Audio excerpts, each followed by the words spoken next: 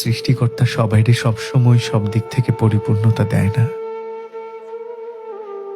কোনো না কোনো দিক থেকে অপূর্ণতা থেকেই যায়।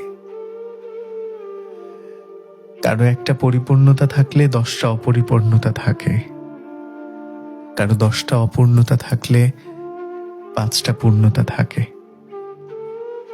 জগতে সবাই 100% সুখী মানুষ না, আবার সবাই শতভাগ দুঃখীও না,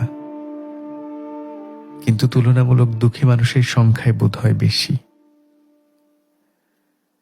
অনেক বেশি সুখী মানুষ হঠাৎ করেই সামান্য দুঃখে কাতর হয়ে যায়, আবার অনেক দুঃখী মানুষ এত বেশি সুখী থাকার ভান করে যে তাকে ভেতর থেকে না জানলে বুঝতেই পারা যায় না যে মানুষটা এত দুঃখী। Life is very unpredictable. কখন কাকে কোথায় নিয়ে দাঁড় করিয়ে দেয় জীবন তা কেউই বলতে পারে না। সুস্থ সুন্দর জীবন দেখা যায় হঠাৎ করে তুমুল ঝড়ে এলোমেলো হয়ে যায়।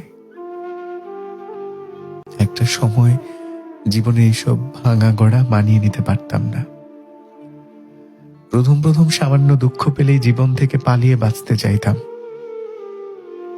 তখন জীবন থেকে পালিয়ে বাঁচতে চাইলেই আটকে যেতাম একটা মুখ